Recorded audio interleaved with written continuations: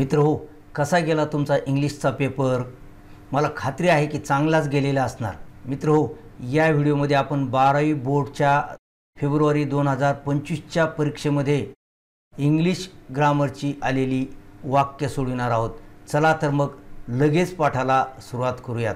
मित्रहो नमस्कार, मी डॉक्टर नारायण बिडवे. मित्रहो, मला खात्री आहे की या परीक्षेमध्ये तुम्हाला 8 पैकी 8 मार्क्स पडणार आहेत, कारण या परीक्षेत आलेली वाक्य अगदी अपेक्षेप्रमाणेच होती आणि या सर्व वाक्यांची प्रॅक्टिस आपण व्हिडिओच्या माध्यमातून घेतलेली होती. पहा या ठिकाणी tenses, model auxiliaries, active and passive voice, direct and indirect speech, simple compound complex sentences, WH question, unless if not, spot the error and rewrite the correct sentence, अशी अगदी अपेक्षेप्रमाणे वाक्य आलेली आहेत. आणि मित्रहो, या सर्व वाक्यांवर आपण अगोदर व्हिडिओ बनवून या वाक्यांची प्रॅक्टिस आपण घेतलेली आहे. आणखीही अनेक व्हिडिओज आहेत जे आपल्या चॅनलवर उपलब्ध आहेत. चला तर मग कोणताही विलंब न लावता फेब्रुवारी 2025च्या परीक्षेमध्ये आलेली व्याकरणाची वाक्य आपण सोडवूयात. पहा, क्वेश्चन 1A5 मध्ये टेन्सवर वाक्य आलेलं आहे आणि त्याची सूचना आहे, choose the correct option from the given alternatives showing the correct use of present perfect tense. मित्रो, आपल्याला या ठिकाणी प्रेझेंट परफेक्ट टेन्स करायचं आहे, म्हणजे प्रेझेंट परफेक्ट टेन्सचं या वाक्याचं रूपांतर आपल्याला निवडायचं आहे. तर प्रेझेंट परफेक्ट टेन्सची रचना कशी असते? त्यामध्ये अगोदर हॅवचं रूप येतं आणि त्यानंतर पास्ट पार्टिसिपल येतं. तर हे वाक्य वाचूया आपण सर्वप्रथम. आय पास्ड फ्रॉम IIT या वाक्याचं क्रियापद आहे पास्ड. तर आता आपल्याला या क्रियापदामध्ये काय टाकायचं आहे? हॅवचं रूप टाकायचं आहे आणि त्यानंतर V3 टाकायचं आहे. मग या ठिकाणी आपण हॅव लिहूया, आय हॅव, आणि त्यानंतर मित्रो पास्ड हे V2 देखील आहे आणि V3 देखील आहे, म्हणजे हॅव नंतर पास्डच येईल. मग आपलं वाक्य कसं होईल? I have passed from IIT. इतकं सोपं हे वाक्य आहे. पहा या ठिकाणी ऑप्शन दिलेले आहेत. आय शॅल हॅव इथे आलेलं आहे. I have passed from IIT या ठिकाणी प्रेझेंट परफेक्ट टेन्स आलेला आहे. या ठिकाणी पास्ट परफेक्ट टेन्स आहे. या ठिकाणी चुकीचं हॅवचं रूप वापरलेलं आहे आणि या ठिकाणी फ्युचर परफेक्ट टेन्स आहे. तर बी हे आपलं उत्तर आहे. चला पुढील वाक्य पाहूयात. Choose the correct option replacing the modal auxiliary showing obligation and रीराईट. मित्रो, आपल्याला ऑब्लिगेशन अर्थ असलेलं मॉडल ऑक्झिलरी वापरायचं आहे. पाय वाक्य वाचूया आपण. The constant change will require constant learning and relearning. तर या ठिकाणी कोणतं मॉडल ऑक्झिलरी वापरलेलं आहे? विल. तर सर्वप्रथम आपल्याला हे विल काढून टाकावं लागेल आणि याच्या बदल्यात आपल्याला ऑब्लिगेशन असा अर्थ असलेलं मॉडल ऑक्झिलरी वापरायचं आहे. तर ऑब्लिगेशन कोणत्या मॉडल ऑक्झिलरीचा अर्थ आहे? मस्टचा अर्थ आहे ऑब्लिगेशन आणि कंपल्शन. म्हणजे विलच्या जागेवर आपल्याला काय करावं लागेल? मस्ट वापरावं लागेल, तेव्हा आपलं वाक्य बरोबर येईल. मग आपलं वाक्य कसं होईल? The constant change must require constant learning and relearning. अशा प्रकारे आपलं वाक्य झालेलं आहे. चला याचे ऑप्शन्स पाहूयात. The constant learning change may require, इथं मे वापरलं आहे, इथं शाल वापरलं आहे, इथं मस्ट वापरलं आहे, इथं माईट वापरलं आहे. प्रत्येक मॉडल ऑक्झिलरीचा अर्थ वेगळा आहे.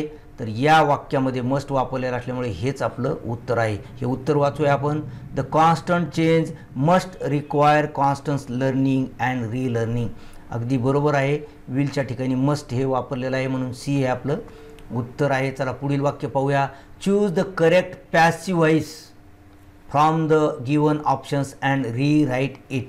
आपल्याला दिलेल्या ऑप्शनमधून पॅसिव्ह व्हॉइस निवडायचा आहे आणि ते पुन्हा आपल्याला लिहायचं आहे. लक्षात ठेवा, नुसतं टिक मार्क नाही करायचं. मी टिक मार्क करतोय, परंतु तुम्हाला ते वाक्य परीक्षेमध्ये लिहायचं आहे. नुसतं ABCD न लिहायचं. चला वाक्य वाचूया आपण. He shared the example of iPhone. आता या ठिकाणी पॅसिव्ह व्हॉइस करायचा म्हणजे ॲक्टिव्ह सेंटेन्स आहे. मग ॲक्टिव्ह सेंटेन्सचं पॅसिव्ह करण्यासाठी काय करावं लागतं? सगळ्यात अगोदर आपल्याला वाक्याचा SVO म्हणजे सब्जेक्ट, व्हर्ब आणि ऑब्जेक्ट काढावं लागतं. या वाक्याचा SVO आपण काढत आहोत. ही हा सब्जेक्ट आहे, शेअर्ड हे व्हर्ब आहे, द एक्झाम्पल ऑफ iPhone हे आहे ऑब्जेक्ट. तर ॲक्टिव्हचं पॅशिव करत असताना हे सुरुवातीला येतं आणि त्यानंतर काय होतं, क्रियापदामध्ये पॅशिवची रचना येते. तर पॅशिवची रचना कशी आहे पहा, टू बीचं रूप त्यामध्ये असतं आणि त्यानंतर मुख्य क्रियापदाचा पास्ट पार्टिसिपल आलेलं असतं. तर मित्र टू बीची रूपे कोणती आहेत पहा, am, is, are, was, were, will be, shall be, been, being अशी टू बीची रूपं आहेत. तर यापैकी एक रूप आपल्याला या क्रियापदाच्या काळानुसार घ्यायचं आहे. तर या क्रियापदाला अगोदर ईडी लागलेलं आहे म्हणजे हे क्रियापद भूतकाळामध्ये आहे. तर भूतकाळी रूप आपल्याला या ठिकाणी टू बीचं घ्यायचं आहे. ते कोणतं आहे, ते आहे वॉज. हे कर्त्यानुसार आपल्याला घ्यायचं असतं. आपला कर्ता सिंग्युलर असल्यामुळे या ठिकाणी आपल्याला वॉज घ्यावं लागेल. म्हणजे सुरुवातीला काय येईल, द एक्झाम्पल ऑफ आयफोन, म्हणजे हे सुरुवातीला आता आपण घेऊयात पहा, द एक्झाम्पल ऑफ आयफोन. त्यानंतर या क्रियापदामध्ये टू बीचं रूप आपल्याला टाकायचं आहे. ते कोणतं घेतलं आहे आपण, वॉज. आणि त्यानंतर याचं V3. तर याचं V2 आणि V3 सारखंच आहे म्हणजे शेअर्डच येईल. The example of iPhone was, त्यानंतर शेअर्ड, त्यानंतर बाय येतं आणि बाय नंतर काय येतं, या वाक्याचा सब्जेक्ट येतो. म्हणजे आपलं वाक्य कसं झालेलं आहे, object plus to be plus V3, याला V3 म्हणतोय मी, प्लस बाय प्लस सब्जेक्ट. अशा प्रकारचं आपलं वाक्य झालेलं आहे. हा आहे ॲक्टिव्हचं पॅसिव्ह करायचा नियम. तर याचे ऑप्शन्स आपण आता पाहूयात. पहा, the example of iPhone is shared by him, इथे इज वापरलेला आहे. The example of iPhone was shared by him, इथे वाज वापरलेला आहे. म्हणजे हेच आपलं उत्तर असायला पाहिजे. तरी पुढचे उदाहरणं पाहूयात. The example of iPhone has been वापरलं आहे. हॅज बीन वापरण्याची काही गरज नाही कारण नियमानुसारच आपल्याला हे वापरायचं आहे. The example of iPhone had been इथं वापरलेलं आहे शेअर्ड बाय हिम. म्हणजे आपलं उत्तर कोणतं आहे, बी हे आपलं उत्तर आहे. चला पुढील वाक्य पाहूया. Choose the correct indirect speech from the given options. आपल्याला इनडायरेक्ट स्पीच निवडायचा आहे या वाक्याचा दिलेल्या ऑप्शनमधून. अगोदर वाक्य वाचूया आपण. Nandini said to Raj, where did you go during the holidays last year. हा आहे प्रश्न. आणि मित्रो हा कोणता प्रश्न आहे, हा आहे WH क्वेश्चन, WH प्रश्न. तर WH क्वेश्चनचं इनडायरेक्ट करत असताना अगोदर तर सेडऐवजी आपल्याला आस्कड वापरावं लागतं.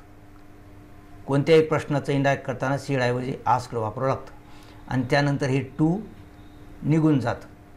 मग आपलं पहिला भाग काय होईल, नंदिनी आस्कड राज, नंदिनी आस्कड राज.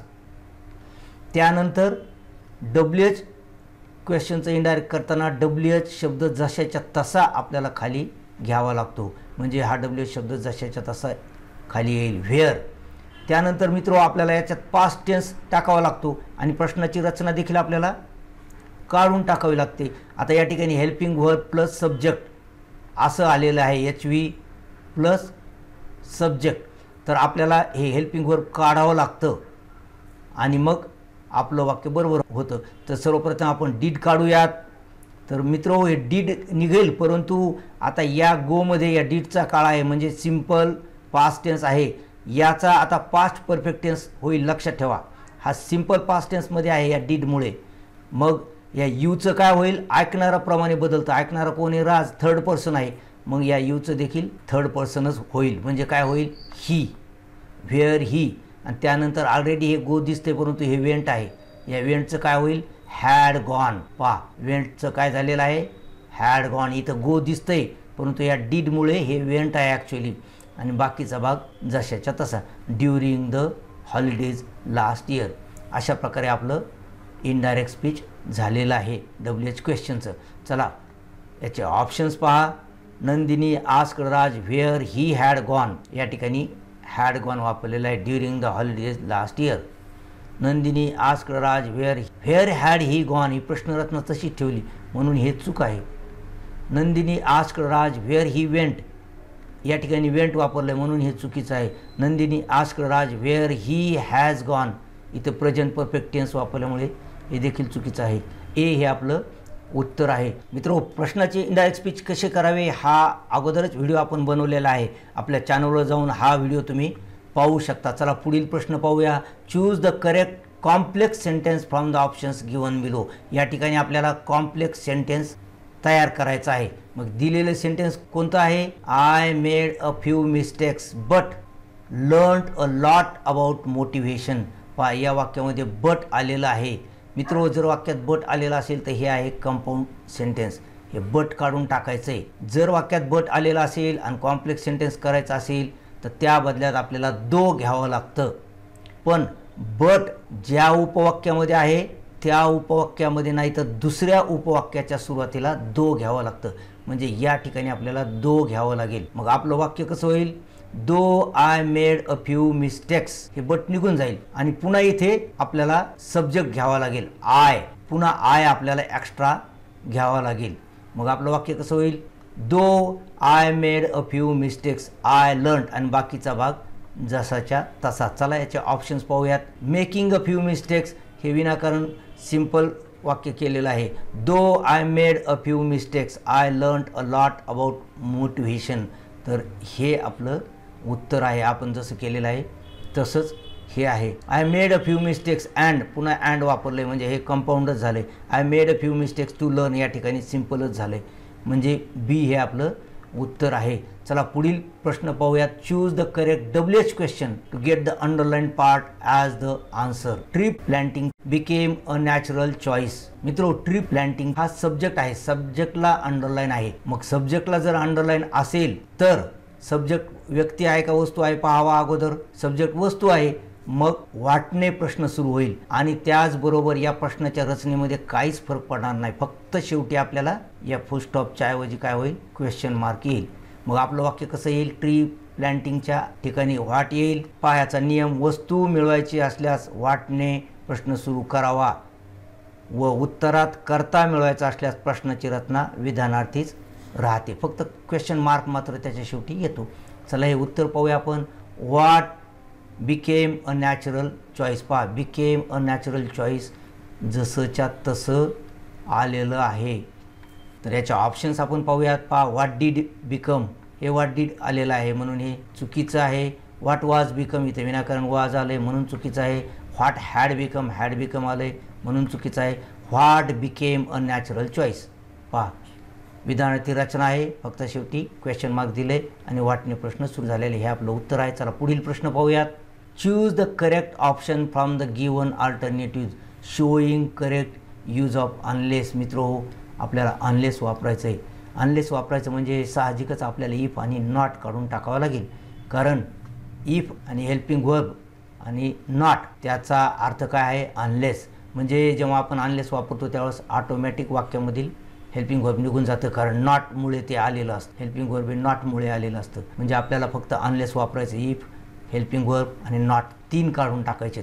मग या वाक्यातलं इफ काढून टाकूया, या वाक्यातलं डोंट देखील काढून टाकूया. त्याचा टेन्स या क्रियापदामध्ये जात असतो, परंतु इथं काही फरक पडणार नाही. आणि हे नॉट पण निघालेलं आहे. अशा 3 गोष्टी आपण काढून टाकलेल्या आहेत. तर आपलं उत्तर कसं होईल? अनलेस, त्यानंतर चिल्ड्रन, त्यानंतर play any games they will become dull and lazy असं होईल. प्ले एनी गेम्स जशाच्या तसं खाली आलेलं आहे आणि बाकीचा भागसुद्धा जशा तसं आलेलं. जास्त डोकं या ठिकाणी वापरायचं नाही, फक्त अनलेस वापरायचं. कधीकधी आपण काय करतो, इथलं नॉट ठेवतो, इथं नॉट वापरतो. हा अर्थ लक्षात ठेवा. इफ आणि नॉट असेल तर ते काढून टाकायचं आणि त्या बदल्यात अनलेस वापरायचं. एक्स्ट्रा नॉट वापरायचं नाही, एक्स्ट्रा नॉट काढायचं नाही. एकच नॉट काढायचं जास्त नॉट असतील तर, आणि राहिलेला भाग जसाच्या तसा. They will become dull and lazy. चला याचे ऑप्शन्स पाहूयात. Unless children don't play any games they will become dull and lazy. इथं डोंट प्ले आलं आहे म्हणजे विनाकारण आलेलं आहे. Unless children play any games they will become dull and lazy. पहा, जसं आपल्याला वाक्य पाहिजे तसंच हे वाक्य आहे, म्हणजे हे आपलं उत्तर आहे. Unless children play any games they will not become, will not विनाकारण वापरलं म्हणून चुकीचं आहे. Unless children play any games they will became, मित्र लक्षात ठेवा इथे बिकेम वापरलेलं आहे. ही छोटीशी गोष्ट आहे परंतु कन्फ्यूज करते आणि सिली मिस्टेक आपली होते. इथं काय आहे उत्तरामध्ये बिकम आहे. म्हणून अशा सिली मिस्टेक्स होतात, त्यासाठीच हे वाक्य टाकलेलं आहे, तुमची चूक व्हावी म्हणून. लक्षात ठेवा हे तुमची चूक व्हावी म्हणून वाक्य टाकले. अनेक मुलांची इथे चूक झाली असेल.